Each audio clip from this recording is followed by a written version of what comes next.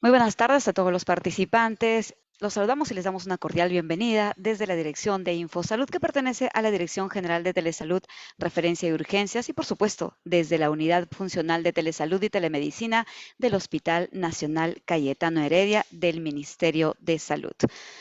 Bienvenidos todo el personal de salud a la telecapacitación del día de hoy, lunes 31 de julio, con el tema uso inmunoglobulinas en el síndrome de Guillain-Barré, a cargo de la médico neuróloga Katy Icumina Arévalo. Ella es médico asistente del Hospital Nacional Cayetano Heredia y además docente de la Universidad Peruana Cayetano Heredia, invitada del Ministerio de Salud. Iniciamos entonces. Muy buenas tardes, doctora Katy Icumina Arévalo. Es un privilegio tenerla con nosotros. Bienvenida y adelante. La escuchamos. Buenas tardes con todos. Gracias por la invitación. Es un gusto para mí hablar un poco sobre este tema tan importante en estos días. Antes que nada, de hablar sobre el tratamiento en sí, ¿no? Vamos a enfocarnos un poco en definiciones actuales, ¿no? Epidemiología actual, cuadro clínico, clasificación, diagnóstico y por último el manejo, el cual es el tema de ahora. Bueno, el síndrome de Guillain-Barré es un trastorno que afecta a los nervios periféricos y a las raíces nerviosas, que inicia en forma aguda o subaguda, es monofásico, es decir, una sola vez, generalmente posinfeccioso. También puede haber algunos otros desencadenantes no infecciosos, pero lo más común es que sea posinfeccioso e inmunomediado, ¿no? Acá tenemos nervio periférico y las raíces, ¿no? Este es un gráfico en donde muestro, ¿no?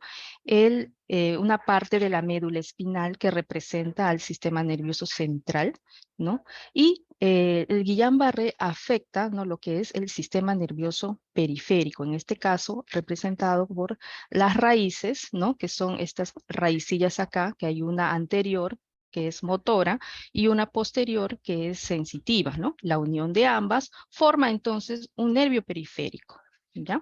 Entonces, Guillain-Barré afecta al sistema nervioso periférico, más no el central. En cuanto a la epidemiología, la incidencia es de 1 a 2 casos por cada 100,000 personas año. Generalmente esta incidencia está relacionada a las infecciones endémicas, ¿no?, y a los aumentos de brotes de aquellas infecciones tanto respiratorias como gastrointestinales. Afecta a todos los grupos de edad, generalmente adultos, ¿no? Más común en hombres que en mujeres. El 20 a 30% requieren ventilación mecánica, ¿no? Si bien es cierto, tiene un tratamiento con inmunoterapia bien probado, ¿no? Pero es una enfermedad potencialmente mortal y grave. Por lo tanto, hay un buen porcentaje que van a requerir ventilación mecánica. Por otro lado, hay un 60-80% que pueden caminar de forma independiente a los 6 meses de inicio de la enfermedad, ¿no? Pero en algunos casos podemos esperar hasta el año, incluso algunas literaturas mencionan hasta los 3 años, ¿no? El 20%, sin embargo, no podrá caminar de forma independiente al año, entonces quedan con una discapacidad. Las recaídas raras, como dije al inicio, son monofásicas, ¿no? Pero pueden ocurrir, nada es imposible en medicina, así que un 2 a 5%, algunas literaturas mencionan hasta un 10% de estos pacientes pueden presentarlo nuevamente. Hay un 5% que padecen insuficiencia respiratoria y muertes a pesar de una terapia adecuada recibida, ¿no? Y las causas de muerte pues están relacionadas a complicaciones respiratorias, cardiovasculares y autonómicas graves. En cuanto a las características clínicas, esta es una enfermedad heterogénea, ¿no? Vamos a ver que tiene, si bien es cierto, muchas manifestaciones clínicas, lo común es de repente el mecanismo fisiopatológico, ¿no? Pero se sabe que la presentación clásica es la debilidad progresiva de las extremidades, sobre todo inferiores, en forma ascendente, ¿no? Y que va tomando los nervios de la caja torácica, luego los nervios craneales, ¿no? Así en forma ascendente, asociado a hiporreflexia o arreflexia. Bueno, esa es la presentación clásica y típica que todos conocemos, ¿no? con la que estamos más familiarizados, pero como les dije al inicio, afecta a los nervios, a todos los nervios periféricos en sí, ¿no? Y estos son los nervios craneales, ¿no? Que salen del tronco encefálico, los nervios espinales, aquellos que salen de la médula espinal a través de las vértebras, y también los nervios autonómicos, ¿no? Aquellos que se encargan de llevar la información del sistema simpático y parasimpático. Entonces, por tal motivo, es muy heterogéneo. Vamos a tener síntomas, si se afectan los nervios craneales, ahí pues vamos a tener pacientes con parálisis facial periférica, disfagia, oftalmoplegia, ataxia, entre otros. Acá quiero hacer hincapié en la parálisis facial periférica, que generalmente las conocemos como que es de presentación unilateral, ¿no? Pero cuando tenemos un paciente con una presentación aguda de una parálisis facial periférica bilateral, y estamos en el Perú, entonces tenemos que descartar Guillain-Barré hasta demostrar lo contrario, ¿ya? En cuanto a los nervios espinales, puede afectar tanto nervios sensitivos como motores, aunque lo más frecuente es que afecte a los nervios motores. Por lo tanto, como es una motoneurona periférica, es decir, estamos frente a una lesión de una segunda motoneurona. La primera motoneurona sería aquella que está en el sistema nervioso central y que viene desde el cerebro y llega hasta la médula espinal, ¿no? Pero en este caso se está afectando la segunda motoneurona. Entonces, por lo tanto, vamos a tener síntomas como debilidad motora, hiporreflexia o arreflexia y flacidez, ¿no? Y en cuanto a los nervios autonómicos, va a haber mucha variabilidad en cuanto, por ejemplo, a la presión arterial, ¿no? Puede haber mucha hipertensión arterial o demasiada hipotensión arterial, arritmias, ¿no? Disfunción vesical, disfunción anal, alteraciones pupilares también, ¿no? Que hay que tenerlos en cuenta y ojo, cuando esto se presenta, de todas maneras tenemos que hacer diagnósticos diferenciales con alguna patología medular, ¿ya? Pero si es que no hay una patología medular, si se descarta eso, entonces podemos atribuir a que es una alteración autonómica. Y dicho sea de paso, si estos son graves, entonces es, digamos, una potencial indicación de tratamiento y también de ingreso a unidad de cuidados críticos. Como había dicho al inicio, es una entidad muy heterogénea, ¿no? Clínicamente, ¿no? Entonces, la clásica presentación es la sensitivo-motora, ¿no? Ascendente, como les había mencionado. Pero tenemos que tener en cuenta que hay otras formas de presentación y que tenemos que tenerla en cuenta porque si nos demoramos en el diagnóstico, también nos demoramos en dar el tratamiento y los efectos en el paciente no van a ser favorables, ¿no? Entonces, ahí tenemos a la presentación motora pura, ¿ya?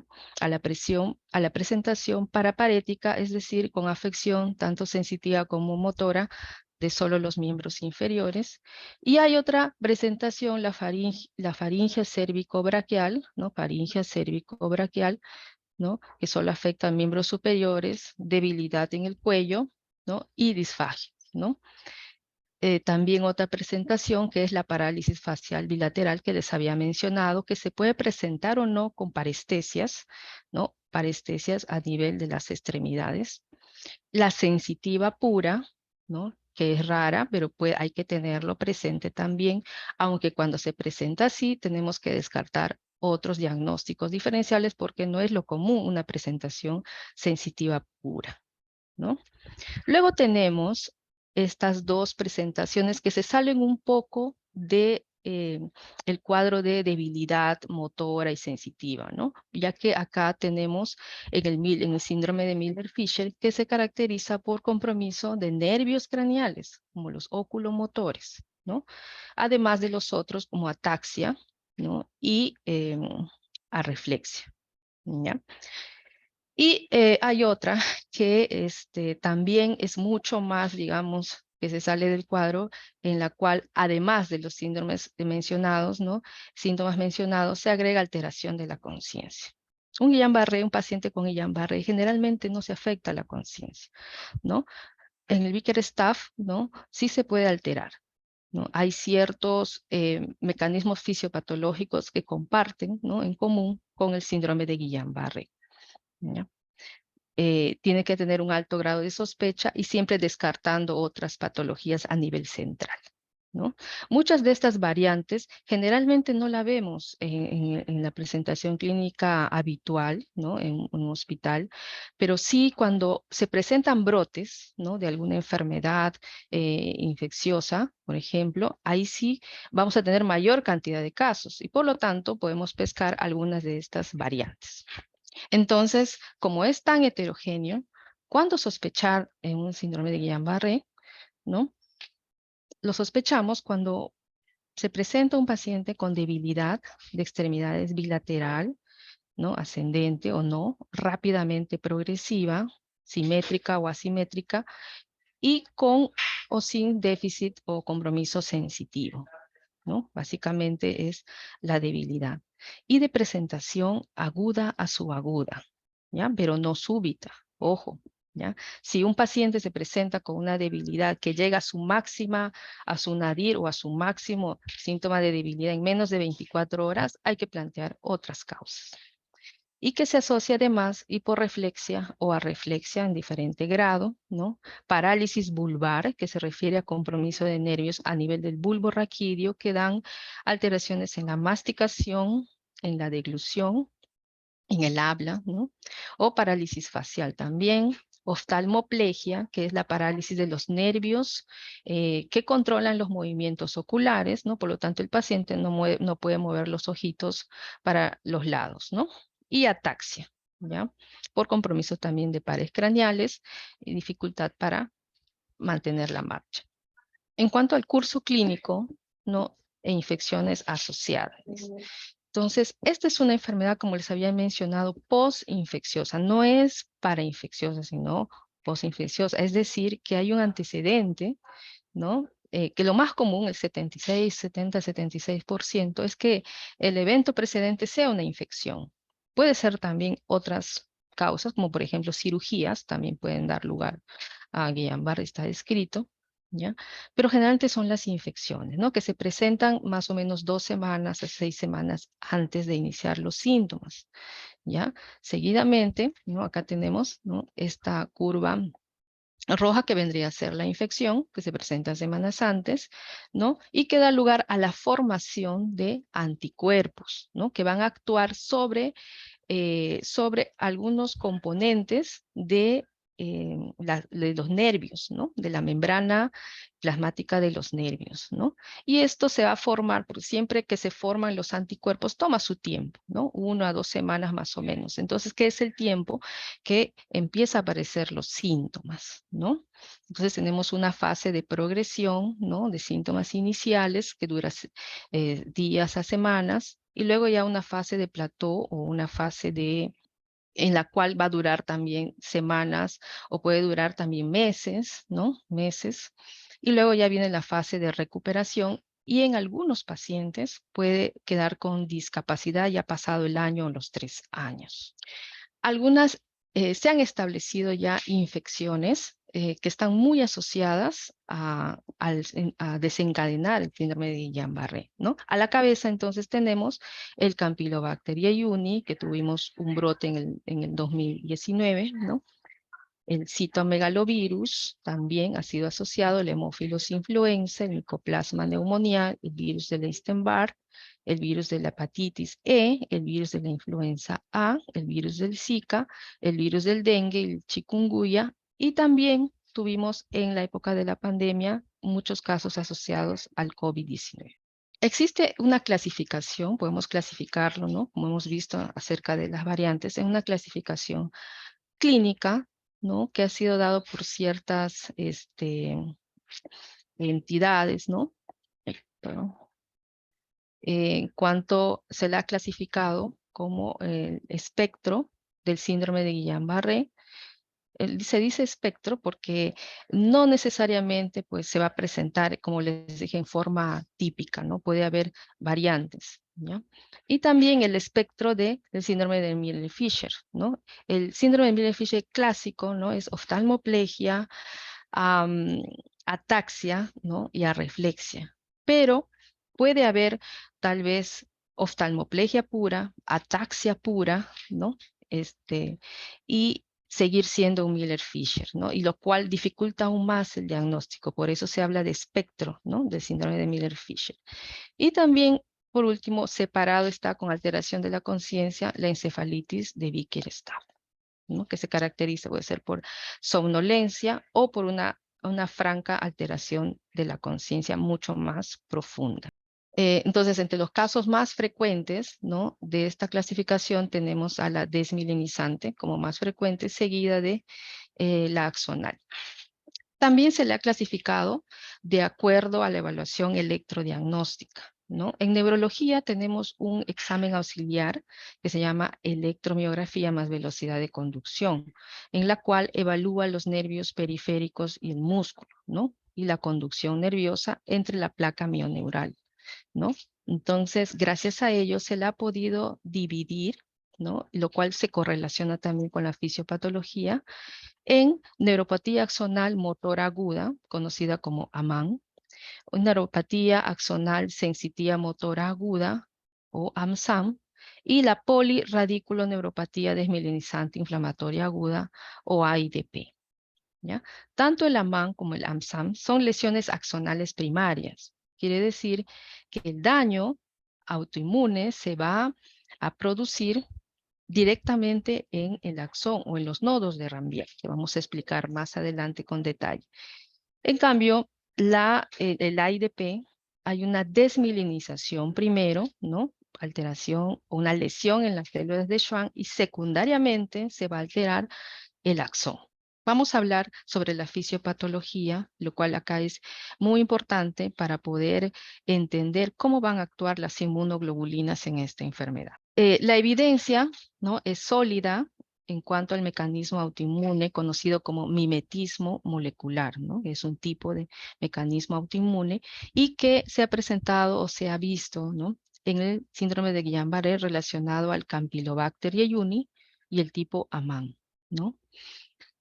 Sobre la fisiopatología en el CIDP, o sea, en las variantes desmielinizantes, no se sabe específicamente cuál es su mecanismo, no se intuye, pero donde más hay evidencias sólidas es en el tipo axonal, ¿no? En la cual hay un mimetismo molecular, se llama, que se refiere a que los anticuerpos, ¿no? Que se generan contra lipopolisacáridos de los microbios, en este caso del Campylobacter jejuni, ¿no?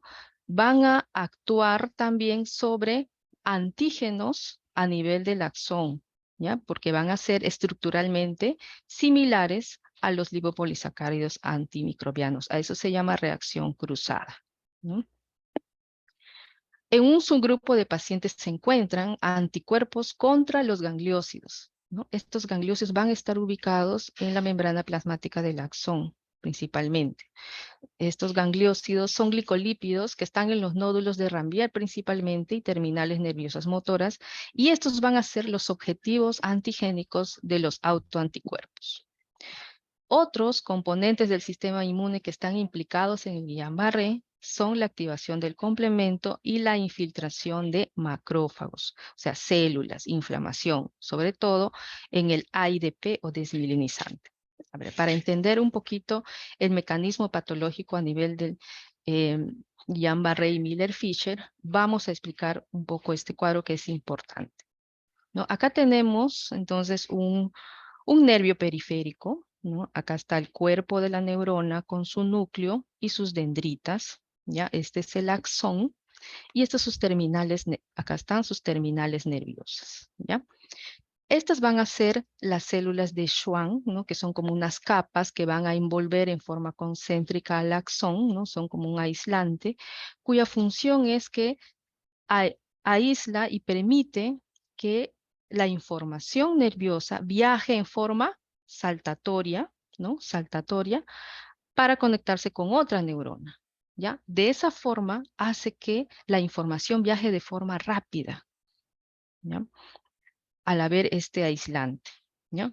Entonces, la información se transmite de nódulo de Ranvier, que vendría a ser esta zona que no contiene la mielina, ¿no? De nódulo de Ranvier a nódulo de Ranvier, ¿ya? Entonces, ¿qué pasa en el síndrome de Guillain-Barré? ¿No? Tenemos acá, por ejemplo, al Campylobacter jejuni, ¿ya? Que es presentado, es una célula presentadora de antígeno, ¿no? Que le presenta un linfocito B, ¿no? El linfocito B pertenece a nuestro sistema inmune humoral, ¿no? Son células que se encargan de producir a través de las células plasmáticas anticuerpos, ¿ya? Entonces presenta y genera anticuerpos contra sus lipopolisacáridos. Estos lipopolisacáridos van a ser muy semejantes a los gangliósidos, ¿no? Acá tenemos, por ejemplo, a uno que es el GM1, que se encuentra en los nódulos de Ranvier, ¿ya? Además de ello, se activa también el complemento, el sistema del complemento, que es uno de los sistemas un grupo de proteínas de nuestro sistema inmune, que se va a activar también ante la presencia de estos linfocitos B, ¿no? Se unen al anticuerpo, ¿no? O se unen, mejor dicho, al antígeno, al autoantígeno, ¿no? Y hace que este anticuerpo se fije, ¿no? Se fije al antígeno y se forman poros, entra agua, sodio y la célula se empieza a hinchar y a destruir. A eso se denomina complejo ataque de membrana, ¿no? De esa manera, entonces, se va destruyendo primariamente el axón, ¿ya? Y disminuye la velocidad de conducción de la información nerviosa, ¿ya? Por otro lado, en cuanto se conoce, como les había mencionado, se conoce un poco menos cómo funciona esto a nivel de una alteración desmielinizante, ¿ya?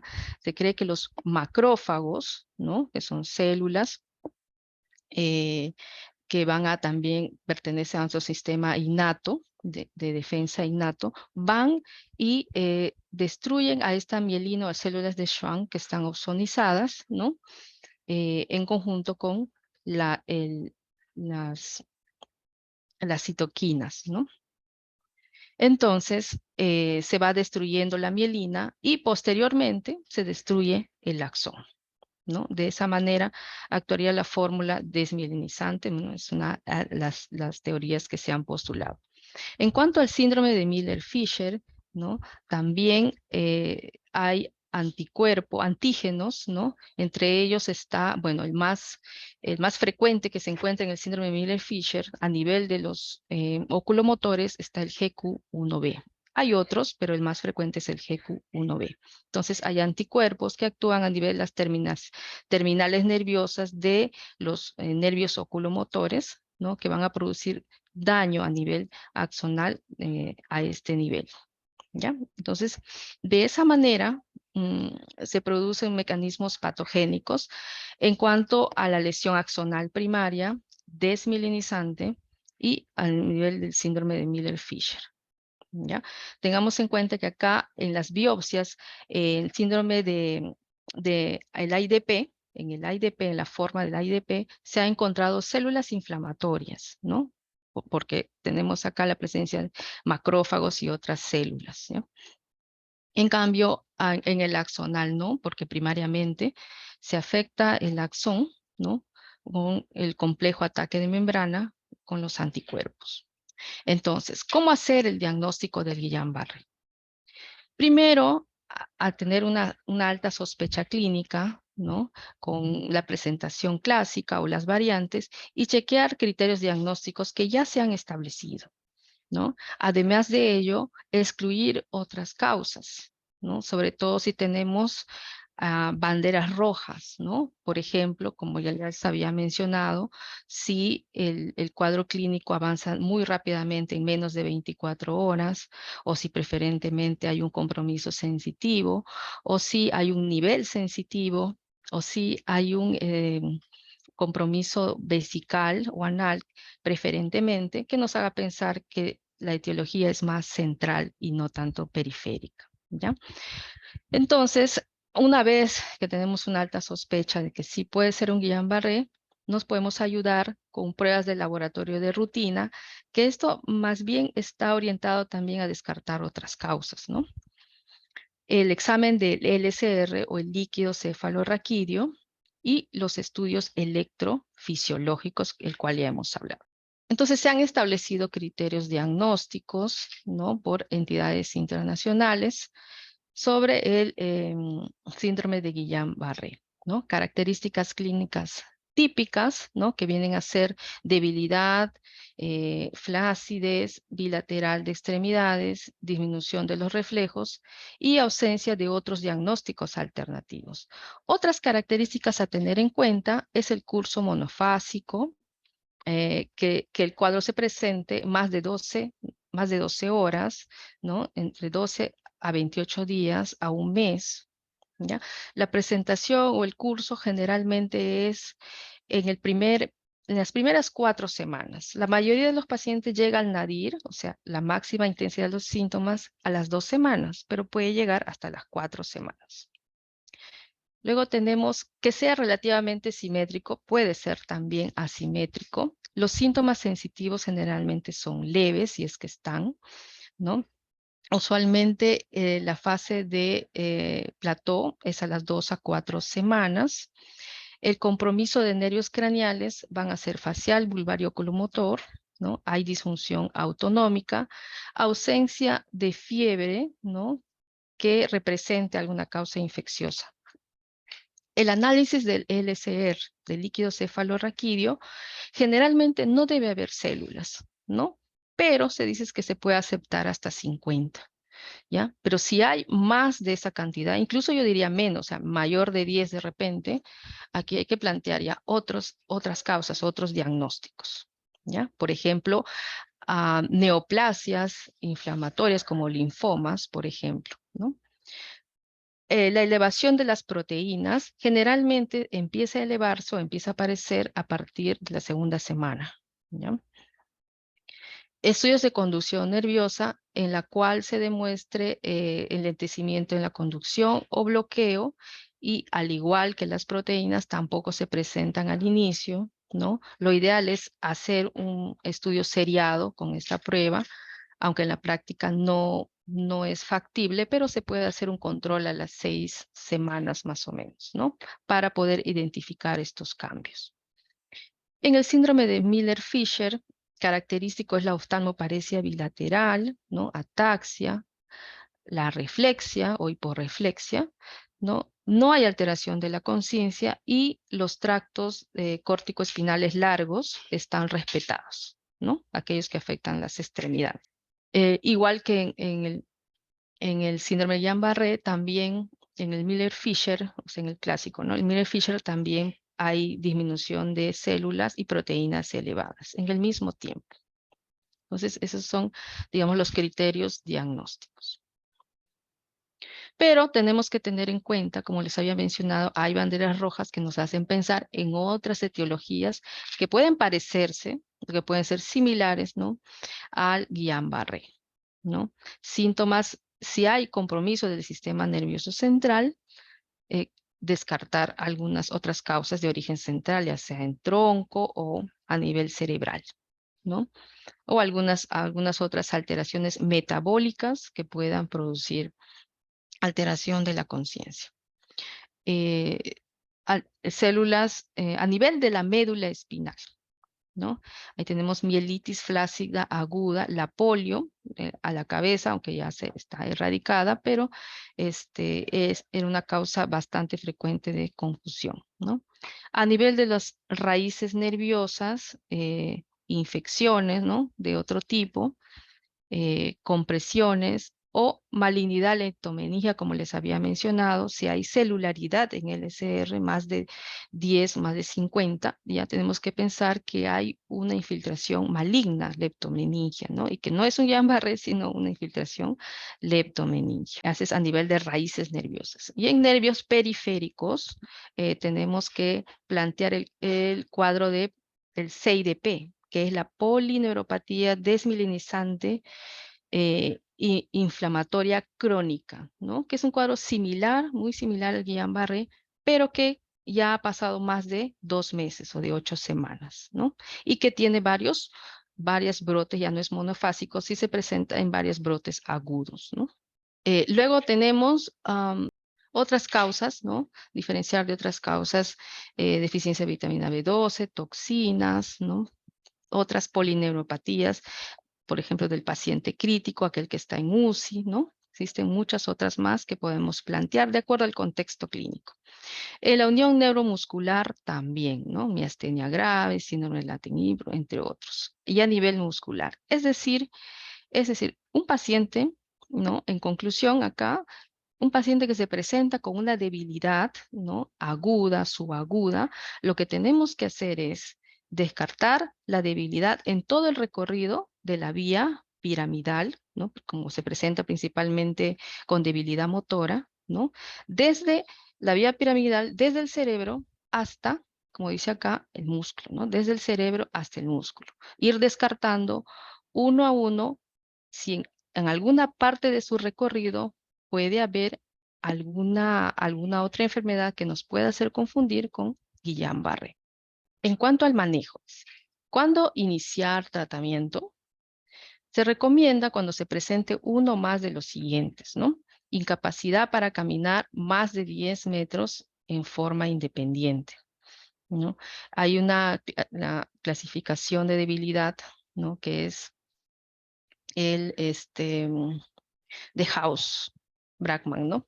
Y la rápida progresión a la debilidad.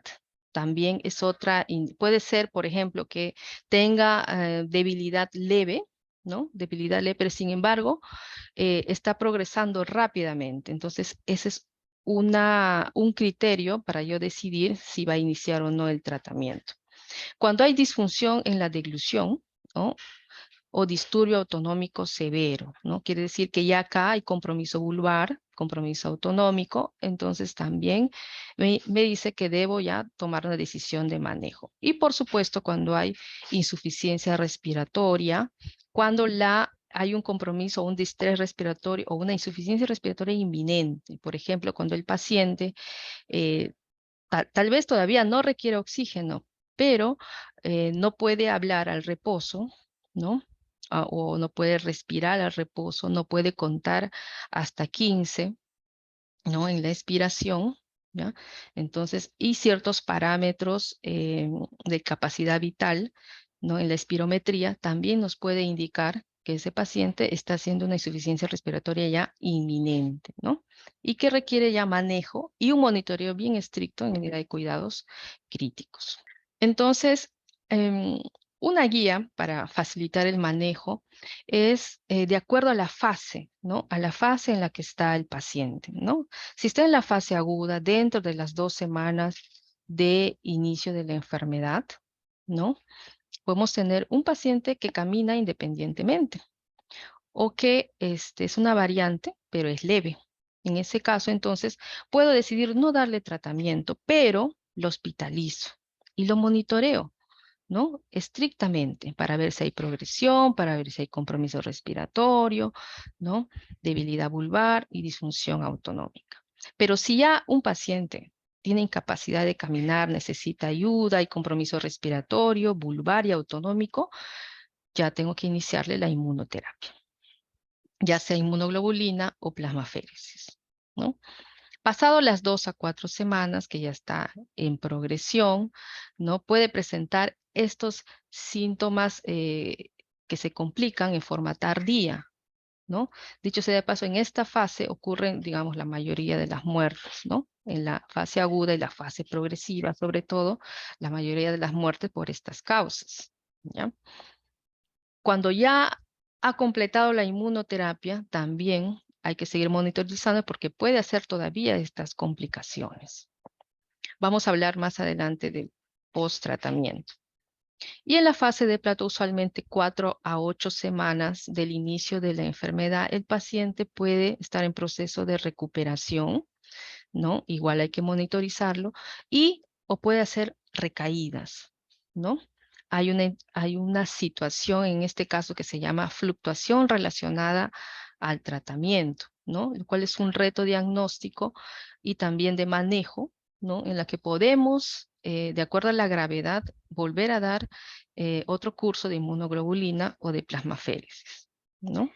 Y también cuando ya hay otra recaída, sobre todo si es más de 8 semanas, pensar en el CIDP, ¿no? En la polirradículo neuropatía desmielinizante inflamatoria crónica, ¿no? Y aquí el tratamiento es, además de la inmunoglobulina, esteroides. Entonces, vamos a hablar un poquito sobre esto, fluctuaciones relacionadas con el tratamiento que ocurren en el 16% de los pacientes, ¿no? Consiste en una progresión de la enfermedad dentro de los 2 meses posteriores a una mejora clínica o estabilización clínica. Resalto esto porque cuando uno da el tratamiento, ¿no? La inmunoterapia, vamos a ver una mejora del paciente, una estabilización y luego empieza a recaer, a empeorar, ¿no? Es lo que lo diferencia de una progresión clínica en la que en ningún momento ha habido una mejora, ¿no? No ha habido más bien una respuesta al tratamiento en ningún momento, ¿ya? Otra forma de ver esta fluctuación relacionada con el tratamiento es que haya empeoramiento de al menos 1 grado en la escala de discapacidad del síndrome de Guillain-Barré, ¿no? O una disminución en la puntuación total de debilidad dentro de las 8 semanas de tratamiento. Prácticamente tomamos las 8 semanas como límite, ¿no? Pasado las 8 semanas ya tenemos que pensar en un CIDP, ¿no? Que ocurre en el 5% de estos pacientes que al inicio fueron Guillain-Barré, cuando en realidad nunca lo fueron, ¿no? Siempre han sido un CIDP, ¿ya? 5% van a presentar esto. Pueden ser que hayan presentado 3 o más de estas fluctuaciones relacionadas con el tratamiento y o deterioro clínico mayor o igual a 8 semanas desde el inicio de la enfermedad. O sea que nunca ha habido mejora, ¿no? Respuesta al tratamiento. Hablemos ahora de la inmunoterapia, que es lo que nos concierne ahora, ¿no? Existen 2 tratamientos que han sido probados con estudios, ensayos clínicos aleatorizados, ¿no? Que son la plasmaféresis y la inmunoglobulina intravenosa, ¿no? La eficacia es similar, ¿no? Se encontró en estudios que la eficacia es similar en acelerar la recuperación. Sin embargo, no detienen la progresión de la enfermedad ni alteran la extensión del daño nervioso, ¿ya? En los años 80, lo primero que se describió fue la plasmaféresis, ¿no? Se probó, ¿no? Que era bastante efectivo, ¿no? Luego ya entró a tallar la inmunoglobulina, ¿no? La plasmaféresis se vio que es más efectiva dentro de las 4 semanas de iniciados los síntomas y la inmunoglobulina dentro de las 2 semanas. Este es un metaanálisis, ¿no? En la que se usó más de 2.000 estudios, de los cuales quedaron 20, ¿no? 20 estudios, en la cual se probó, ¿no? Se comparó, ¿no? Que si disminuía en al menos 1 grado la debilidad después de 4 semanas, tanto con plasmaféresis como inmunoglobulina, y no se vio diferencias, ¿no? Como ven acá, a ambos lados de esta línea se ven casi similar, ¿no? Similar, ¿ya? O sea, no va, digamos, para un lado ni para el otro, ¿no? O sea, tanto para la plasmaféresis como para la inmunoglobulina no hay una diferencia, quiere decir que los dos tienen una eficacia similar, ¿no? Al igual que para considerar un paciente curado, ¿no? Igual tampoco hay diferencias porque ambos lados de la línea están por igual. Se estudió también otros resultados, otros aunque secundarios, ¿no? Que era la estancia hospitalaria, la mayor duración con ventilación mecánica, complicaciones relacionadas al tratamiento, la discontinuación de cada una de esas terapias y las recaídas, y en ninguna se encontró diferencias, ¿no? O sea que podemos usar una u otra, ¿no? El uso va a depender más que todo de la gravedad, o sea, la elección que yo elija un tratamiento u otro va a depender de la gravedad de la enfermedad, del tiempo de evolución y sobre todo de las comorbilidades del paciente, ¿ya? La inmunoglobulina es más eficaz dentro de las 2 semanas, es más fácil de administrar porque usa solo una vía periférica, a diferencia de la plasmaféresis que necesitamos una vía central, ¿no? Es mejor tolerado por los pacientes, es de una rápida implementación, tiene menos efectos adversos, aunque se dice que sus efectos adversos de ambos son similares, ¿no? Depende más que todo de las comorbilidades del paciente. Tiene menor tiempo para mejorar los grados funcionales, o sea, acelera el tiempo en que un paciente se recupera y por lo tanto habrá menor estancia hospitalaria. En la plasmaféresis debemos evitarlo en pacientes con inestabilidad autonómica, ¿no? Dado que se dan grandes volúmenes, ¿no? Movilización de volúmenes, entonces se puede generar mucho, empeorar una hipotensión o una hipertensión. La inmunoglobulina intravenosa, ¿no?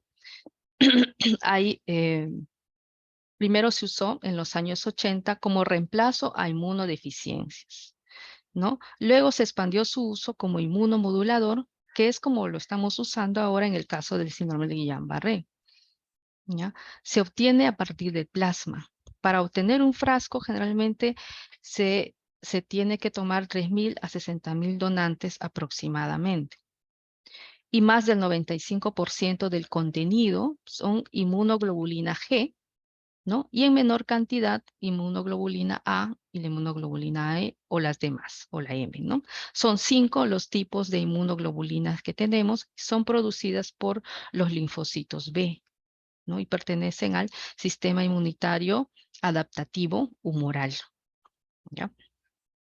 La función de la inmunoglobulina G, que es la que más es el componente principal de las inmunoglobulinas intravenosas, es opsonización, activación del complemento, ¿no? Citotoxicidad mediada por los anticuerpos, inhibición del feedback de células B, ¿ya?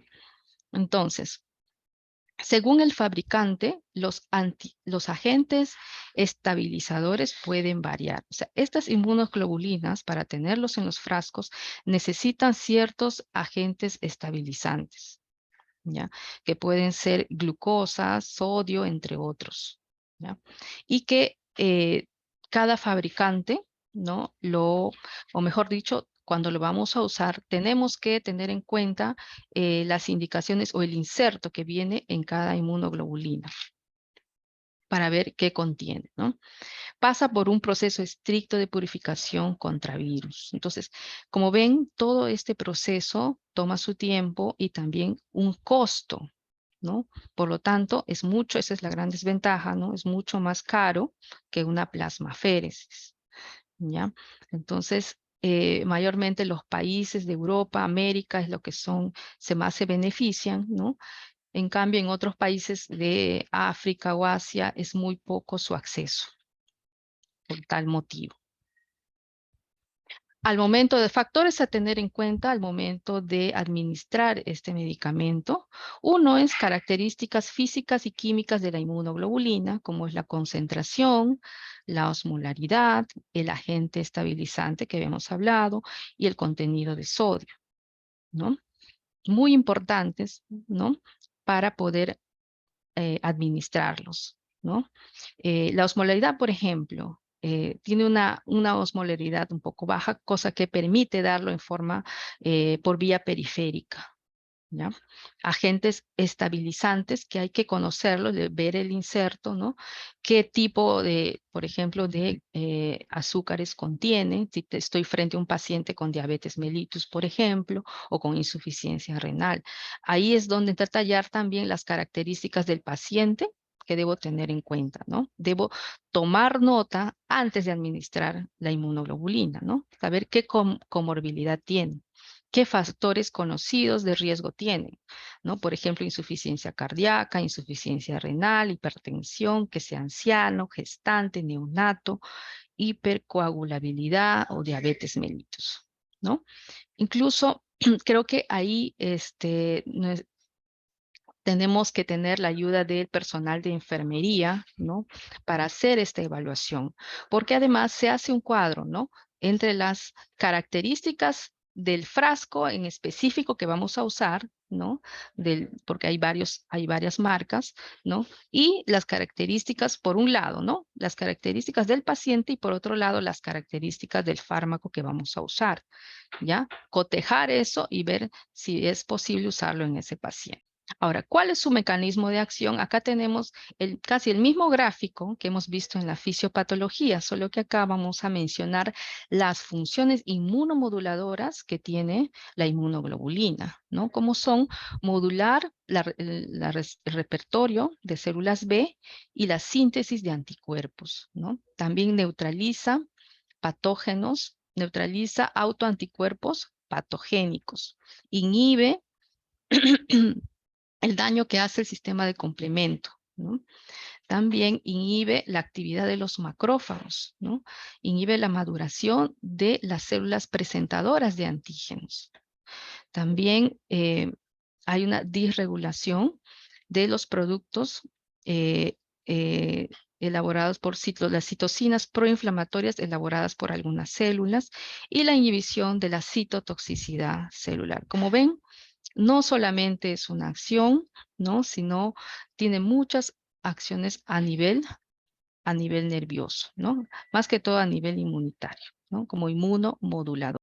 ¿Cómo se administra? La dosis es 0.4 gramos por kilo día por 5 días o 2 gramos por kilo por 5 días, ¿no? Se administra por vía periférica o vía central. Previo al tratamiento, se suele dar, como tiene componentes de sodio, ¿no? En sus excipientes, ¿no? De estos fármacos, tiene sodio, tiene glucosa, sacarosa. Entonces, se suele dar una hidratación previa, ¿no? 500 mililitros de solución salina, sobre todo si este paciente tiene un antecedente de insuficiencia renal o algún estado de hiperviscosidad. También paracetamol, ¿no? 30 minutos antes, algún antihistamínico, porque vamos a ver que los efectos adversos que tienen, ¿no? Y algo muy importante y que resalto es la velocidad de infusión, porque la velocidad de infusión, digamos, un manejo inadecuado de la velocidad de infusión va a traer efectos adversos muy frecuentes, ¿no? Y se inicia a cierta dosis en forma lenta y se va aumentando poco a poco, ¿no? Cada 15 a 30 minutos se va evaluando los síntomas que va teniendo cada paciente, ¿no? Por eso se recomienda usar bombas de infusión que nos permitan graduar exactamente la velocidad. Ahora, ¿qué efectos adversos nos pueden dar? Más que todo relacionado a la velocidad de infusión, tenemos dolor de cabeza, náuseas, fiebres, calofríos, erupción cutánea, sibilantes, dolor de espalda, dolor de pecho, ¿no? Por eso es que usamos estos medicamentos, estos fármacos como paracetamol, difenhidramina, ¿no? Etcétera. Graves, los graves sobre todo son los relacionados al paciente, sobre todo si no hemos tenido cuenta la comorbilidad, ¿no? En la insuficiencia renal, por ejemplo, debemos evitar aquellas presentaciones que contengan sacarosa. También se puede presentar meningitis aséptica, trombosis, ¿no? Que hay que descartar de las meningitis bacterianas o virales, ¿no? De todas maneras, trombosis. Y raros, felizmente, hiperviscosidad, que puede llevar a un accidente cerebrovascular o infarto de miocardio. La anafilaxia en pacientes con deficiencia de inmunoglobulina A, si bien es cierto, no todos los pacientes lo van a hacer, ¿no? Lo que podríamos hacer de repente es hacer unas pruebas, ¿no? Pruebas previas, ya en pacientes de repente que tengan algún antecedente de alergias, ¿no? Y por ello es que este tratamiento se administra en un hospital, ¿no? En un lugar donde si hay alguna intercurrencia, una anafilaxia de estas, se pueda atender rápidamente. ¿Cuándo admitir a unidad de cuidados intensivos? Se recomienda admitir cuando presente uno de los siguientes, ¿no? Como debilidad rápidamente progresiva, disfunción en la deglución o compromiso autonómico severo, dificultad respiratoria o insuficiencia respiratoria y EGRIS más de 4. El EGRIS es una escala que evalúa el compromiso respiratorio que va a tener un paciente en la semana siguiente a la evaluación. Evalúa, por ejemplo, días entre el inicio de la debilidad y la admisión hospitalaria, compromiso vulvar o parálisis facial al momento de entrar, ¿no? Y una clasificación con respecto a la debilidad, ¿no? A la debilidad motora, ¿ya? El EGRIS va de 0 a 7 y como dice acá, más de 4, ya nos está hablando que ese paciente debe ingresar a unidad de cuidados intensivos. En cuanto al retratamiento, la inmunoglobulina intravenosa, luego de plasmaféresis o viceversa, ¿no? No está aprobada. Se puede argumentar, ¿no?, que la inmunoglobulina y la plasmaféresis tienen objetivos terapéuticos diferentes, ¿no? Y que si un tratamiento falla, el otro podría seguir siendo eficaz, ¿no? Una consecuencia de este tratamiento secundario temprano con plasmaféresis, sobre todo dentro de las 2 primeras semanas que uno da plasmaféresis, ¿no?, es que la inmunoglobulina se elimina por lavado. Entonces hay que esperar 2, incluso hasta un mes para poder dar, si es que se va a decidir dar el tratamiento, y viceversa también. Luego hay un estudio que es un ensayo clínico, ¿no?, doble ciego, placebo controlado, en 2021, en la cual no se encontró ningún beneficio clínico de un segundo curso de inmunoglobulina intravenosa, administrada en pacientes graves, ¿no?, poco después del primer curso, ¿ya? Lo que sí se observó en este estudio es que los efectos adversos que ya trae el fármaco aumentan o se hacen más frecuentes, ¿ya? De que sí se puede usar, sí, pero hay que tener en cuenta, ¿no?, los efectos adversos y frente a qué paciente estamos. Bueno, eso es todo lo que les traía acerca de la inmunoglobulina en Guillain-Barré. Gracias por su atención.